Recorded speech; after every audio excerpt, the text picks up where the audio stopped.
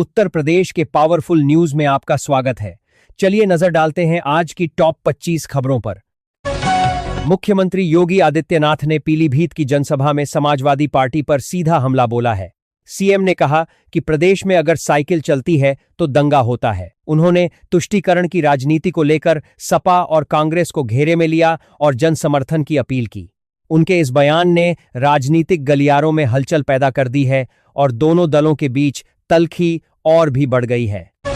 प्रयागराज में vision India कार्यक्रम के दौरान अखिलेश यादव ने योगी सरकार को जोरदार चुनौती दी है। उन्होंने दावा किया कि वर्तमान सरकार शिक्षा और रोजगार के मोर्चे पर पूरी तरह विफल रही है। अखिलेश ने कहा कि जनता अब बदलाव चाहती है और आने वाले चुनावों में इसका असर साफ दिखेगा। उन्होंने प्रदेश की कानून व्यवस्था और प्रशासनिक खामियों को लेकर सरकार पर तीखे सवाल उठाए। कानपुर के ग्रीन पार्क चौराहे पर फॉर्च्यूनर सवार युवकों ने आतंक मचाया। बताया जा रहा है कि इन युवकों ने बाइक सवार को टक्कर मारी और जब उसने विरोध किया तो उसकी पिटाई कर दी। घटना का वीडियो वायरल होने के बाद स्थानीय लोगों में आक्रोश है। पुलिस ने मामले का संज्ञान लिया है और वायरल वीडियो के आधार पर आरोपितों की पहचान कर सख्त कार्रवाई करने का भरोसा दिलाया है। पीएम किसान सम्मान निधि के लाभार्थियों के लिए महत्वपूर्ण सूचना है। अगली किश्त जारी होने से पहले सभी किसानों के लिए ई-केवाईसी प्रक्रिया को अनिवार्य कर दिया गया है। कृषि विभाग की ओर से जारी गाइडलाइन के मुताबिक जिन किसानों ने अभी तक ई-केवाईसी नहीं कराई है, उन्हें अगली किश्त पाने में परेशानी हो सकती है। इसे समय रहते पूरा करना जरूरी है ताकि राशि सीधे खाते में आए। उत्तर प्रदेश सरकार के कैबिनेट मंत्री ओपी राजभर ने समाजवादी पार्टी पर तंज कसते हुए 2027 के चुनाव का गणित समझाया है। राजभर ने कहा कि सपा 2017 में हारी, 2022 में पिट गई और अब 2027 में पूरी तरह सफाचट हो जाएगी। उन्होंने दावा किया कि जनता अब सपा की कथित गलत नीतियों से वाकिफ हो चुकी है और भाजपा को ही अपना समर्थन देगी। वाराणसी के बीएचयू परिसर में एक जूनियर डॉक्टर की खुदकुशी का मामला सामने आया है। सुश्रुत हॉस्टल में हुई इस घटना ने पूरे मेडिकल स्टाफ और छात्रों को झकझोर कर रख दिया है। मौके से मिले सुसाइड नोट में डॉक्टर ने अपनी व्यथा बयां की है। फिलहाल पुलिस ने शव को पोस्टमार्टम के लिए भेज दिया है और मामले की गहराई से जांच शुरू कर दी है। राम मंदिर चंदा चोरी मामले में सुप्रीम कोर्ट ने तत्काल सुनवाई की मांग को खारिज कर दिया है। अदालत ने याचिकाकर्ता से पूछा कि मामले में इतनी जल्दबाजी क्यों है और स्पष्ट किया कि आसमान नहीं टूट जाएगा। कोर्ट ने कानून की प्रक्रिया के तहत ही आगे बढ़ने के संकेत दिए हैं।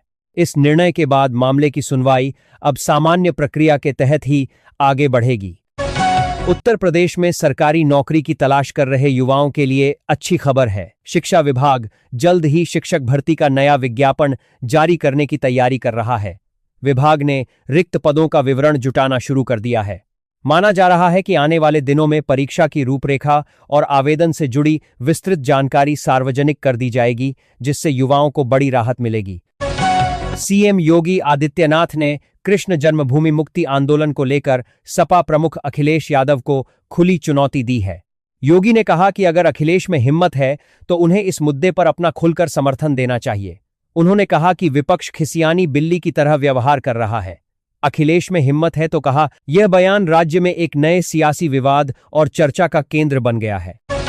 हापुड़ से एक सनसनीखेज वारदात सामने आई है। एक युवती द्वारा शादी से इनकार करने पर बौखलाए युवक ने उसके घर पहुंचकर ताबड़तोड़ फायरिंग कर दी। गनीमत रही कि इस घटना में कोई हताहत नहीं हुआ। पुलिस ने मौके पर पहुंचकर जांच शुरू कर दी है और आरोपी की तलाश में कई टीमें दबिश दे रही हैं। इस घटना ने क्षेत्र में दहशत का माहौल बना दिया है। उत्तर प्रदेश के बुनियादी ढांचे को मजबूत करने के लिए सरकार ने नई सड़कों और हाईवे परियोजनाओं के लिए बड़ा बजट पास किया है। इस कदम से राज्य के विभिन्न जिलों के बीच संपर्क बेहतर होगा और आर्थिक गतिविधियों को गति मिलेगी। प्रशासन का कहना है कि इन प्रोजेक्ट्स के पूरा होने से स्थानीय स्तर पर भी लोगों के लिए आवागमन और व्यापार के नए अवसर विकसित होंगे। मौसम विभाग ने यूपी के कई जिलों में भारी बारिश और धूल भरी आंधी का अलर्ट जारी किया है। अगले 24 घंटों में प्रदेश का मिजाज बदलने के आसार हैं। गर्मी से परेशान लोगों को राहत मिलने की उम्मीद है, लेकिन प्रशासन ने निचले इलाकों में जलभराव और आंधी के दौरान सावधानी बरतने की सलाह दी है। किसानों को भी अपनी फसलों की सुरक्षा के निर्देश दिए गए हैं। मेरठ विकास प्राधिकरण की आधिकारिक वेबसाइट को साइबर हैकरों ने निशाना बनाया। वेबसाइट पर 16 घंटे तक पाकिस्तान समर्थक नारे और आपत्तिजनक संदेश प्रदर्शित होते रहे। इस घटना से साइबर सेल में खलबली मच गई। खुफिया विभाग और एसटीएफ की टीम मामले की जांच कर रही है ताकि यह पता लगाया जा सके कि इस साइबर अटैक के पीछे कौन सा गिरोह या व्यक्ति शामिल है। अलीगढ़ स्थित कांग्रेस कार्यालय में एक समीक्षा बैठक के दौरान कार्यकर्ताओं के बीच जमकर मारपीट हुई। जानकारी के अनुसार नेताओं के गुटों में आपसी खींचतान के कारण नौबत जूते और लात घूंसे चलने तक आ गई।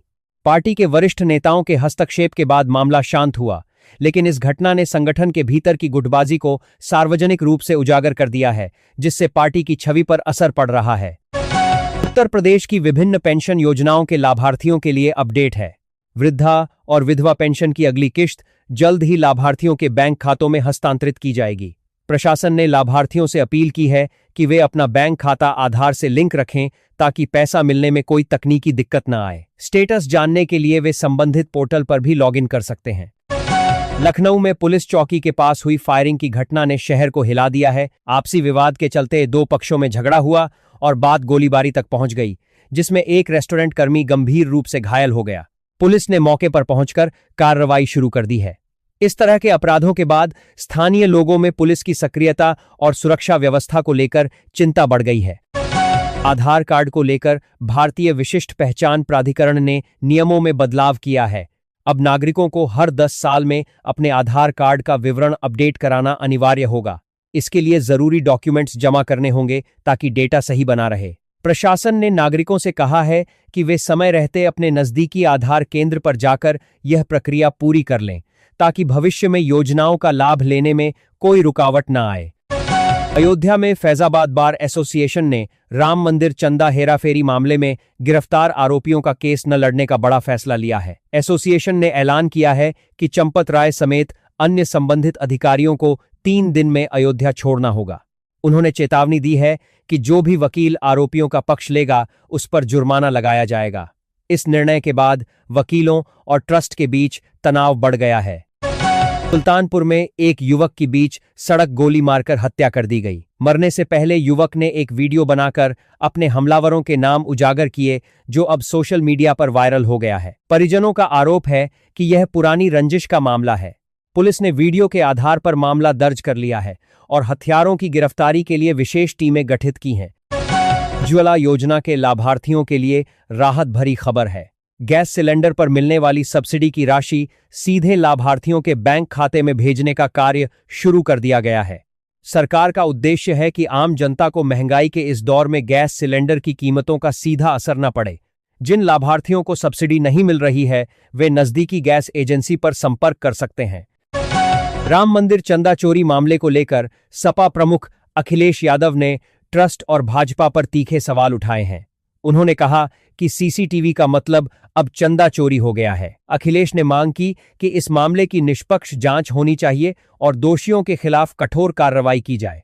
उनके इस दावे ने प्रदेश की राजनीति में राम मंदिर के मुद्दे को एक बार फिर गरमा दिया है। भारतीय रेल ने यात्रियों की सुविधा और सुरक्षा को देखते हुए नियमों में बदलाव किए हैं। ट्रेनों में अब भीख मांगने पर जेल का प्रावधान होगा। इसके अलावा बिना टिकट यात्रा और शराब के सेवन को लेकर भी सख्त नियम लागू किए गए हैं। रेल मंत्रालय का कहना है कि ये कदम यात्रियों के सफर को सुरक्षित और सुखद बनाने के लिए उठाए गए हैं। यूपी पुलिस भर्ती परीक्षा को लेकर लाखों युवाओं की निगाहें टिकी हैं। परीक्षा की तारीखों का ऐलान कर दिया गया है। प्रशासन ने पूरी तैयारी कर ली है ताकि परीक्षा निष्पक्ष और पारदर्शी तरीके से संपन्न हो सके। युवाओं से कहा गया है कि वे किसी भी अफवाह पर ध्यान न दें और अपनी तैयारी पर ध्यान केंद्रित करें। एडमिट कार्ड से जुड़ी जानकारी आधिकारिक वेबसाइट पर उपलब्ध होगी। पीलीभीत की जनसभा में सीएम योगी आदित्यनाथ ने एक बार फिर इतिहास का जिक्र करते हुए विपक्ष पर निशाना साधा। उन्होंने कहा कि अगर जिन्ना मर गया होता तो विभाजन की त्रासदी नहीं झेलनी पड़ती। योगी ने कहा कि विभाजन के बाद आए शरणार्थियों के प्रति कांग्रेस की अनदेखी जगजाहिर है। यह बयान राजनीतिक जगत में एक नई बहस का कारण बना है। गोरखपुर में शादी के नाम पर ठगी करने वाले एक गिरोह का पर्दाफाश हुआ है। राजस्थान से आया एक युवक शादी करने गोरखपुर पहुंचा था, जहां नकली पुलिस बनकर आए लोगों ने उसे और उसके परिवार को लूट लिया। पुलिस ने त्वरित कार्रवाई करते हुए लुटेरी दुल्हन समेत 8 लोगों को गिरफ्तार किया है। इस घटना ने एक बार फिर शादी के नाम पर सक्रिय संगठित गिरोहों का सच उजागर किया है। राशन कार्ड पोर्टेबिलिटी के नियमों को अब और अधिक सख्त कर दिया गया है। अब सरकारी गल्ला प्राप्त करने के लिए आधार लिंकिंग अनिवार्य है।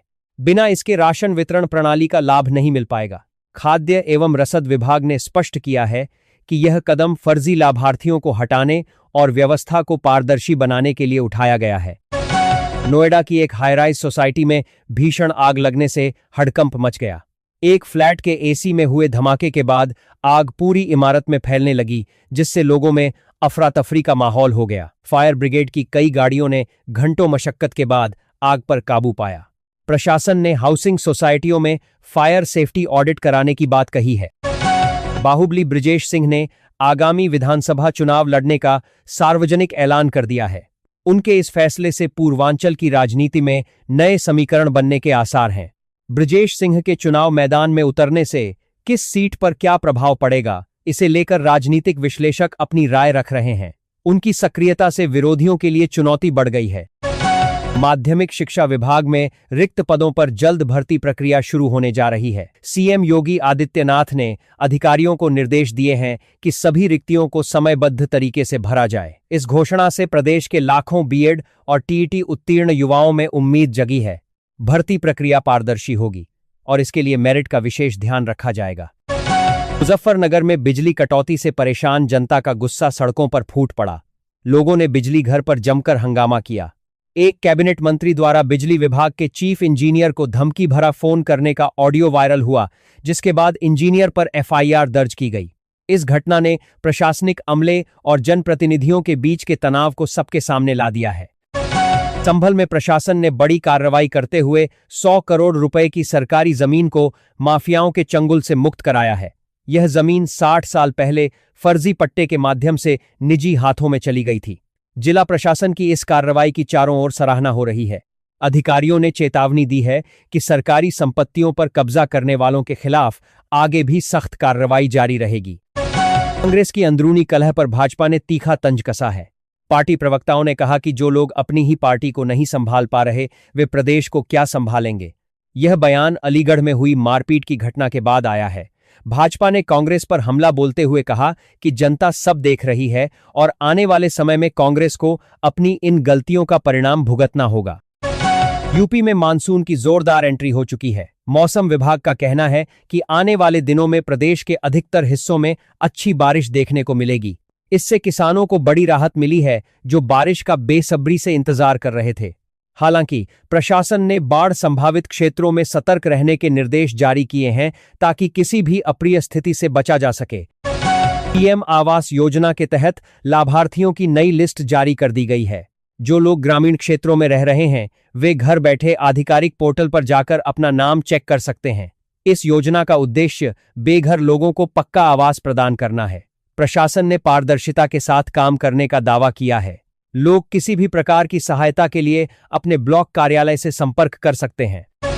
गाजियाबाद के पॉश इलाकों में गाजियाबाद विकास प्राधिकरण ने जमीनों की नीलामी की प्रक्रिया शुरू की है। घर और दुकान बनाने के इच्छुक लोग नीलामी में हिस्सा ले सकते हैं। यह कदम रियल एस्टेट क्षेत्र में पारदर्शिता लाने और आम जनता को सही दरों पर जमीन उपलब्ध कराने के लिए उठाया गया है। प्राधिकरण ने नीलामी से जुड़ी सभी शर्तें और नियम अपनी वेबसाइट पर साझा किए हैं। आज का राशिफल। मेष, सिंह और धनु राशि वालों के लिए आज का दिन उत्साहजनक रहेगा। अटके हुए कार्य पूर्ण हो सकते हैं। वृष, कन्या और मकर राशि वालों को आर्थिक मामलों में सावधानी बरतनी चाहिए। मिथुन, तुला और कुंभ राशि के जातकों के लिए आज का दिन निवेश के लिए शुभ है। कर्क, वृश्चिक और मीन राशि के जातकों को स्वास्थ्य के प्रति सचेत रहना होगा। भगवान की कृपा आप सभी पर बनी रहे।